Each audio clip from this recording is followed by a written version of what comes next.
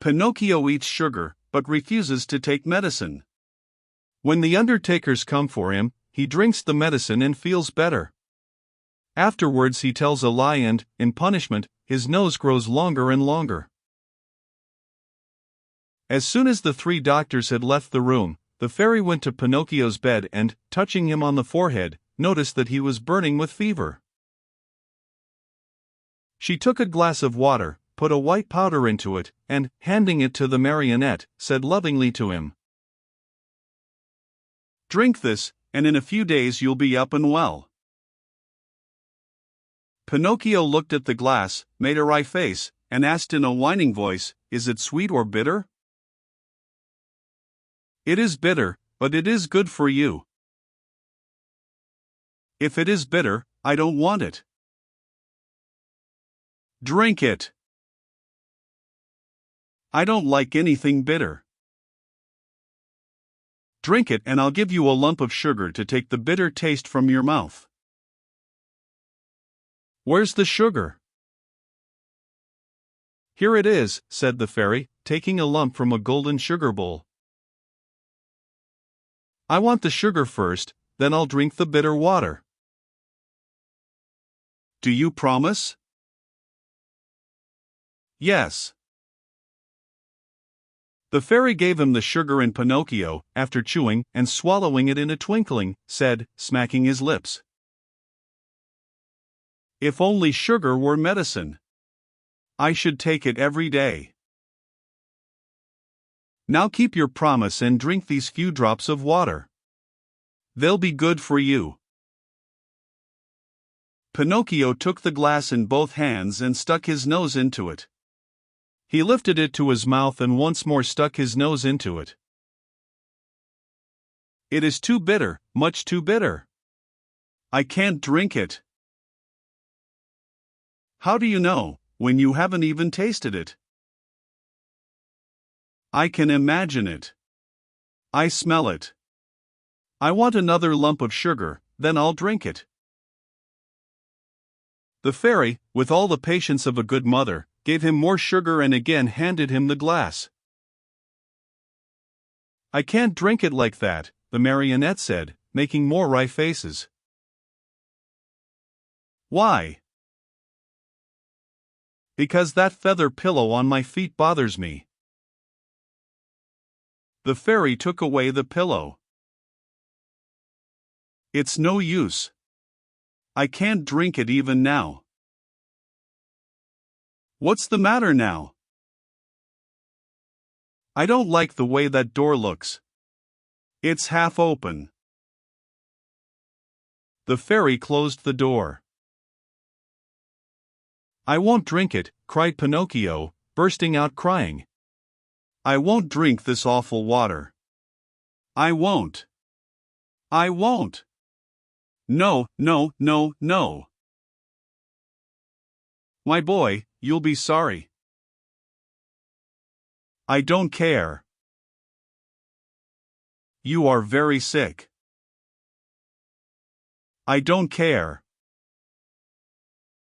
"In a few hours the fever will take you far away to another world." "I don't care." "Aren't you afraid of death?" "Not a bit. I'd rather die than drink that awful medicine."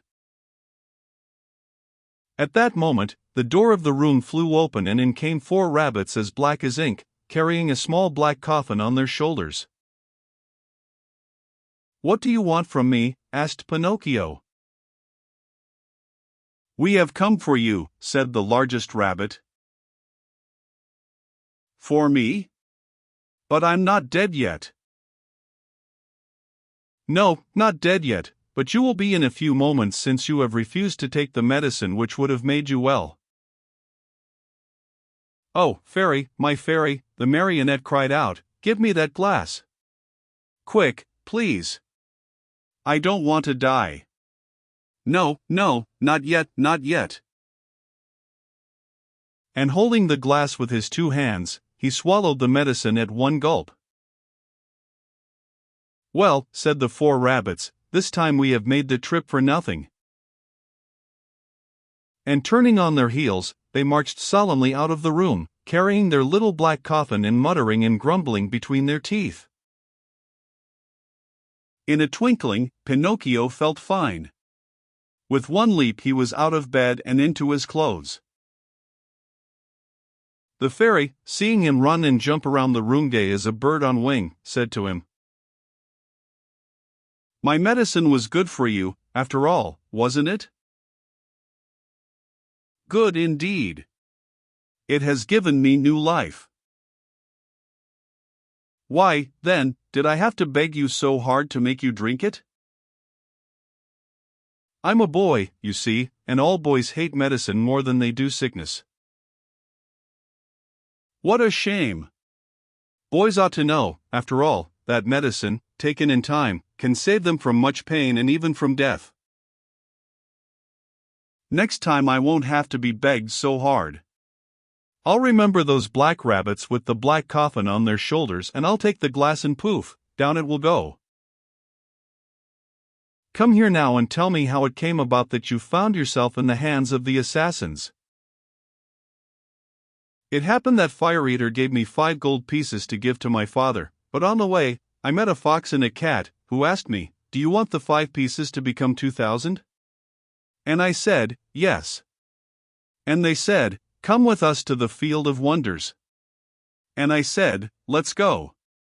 Then they said, 'Let us stop at the Inn of the Red Lobster for dinner, and after midnight we'll set out again.' We ate and went to sleep. When I awoke they were gone, and I started out in the darkness all alone. On the road I met 2 assassins dressed in black coal sacks, who said to me, 'Your money or your life,' and I said, 'I haven't any money,' for, you see, I had put the money under my tongue.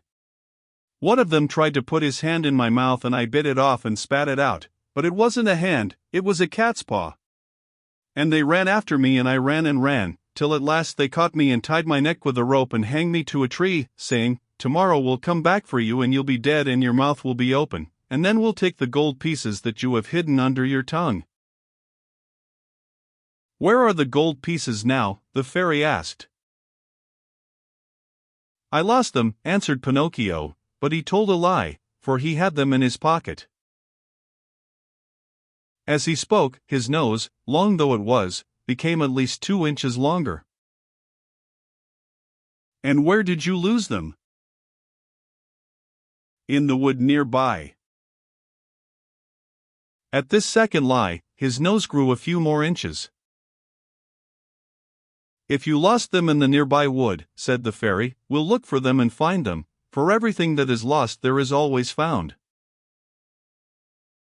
"Ah, now I remember," replied the marionette, becoming more and more confused.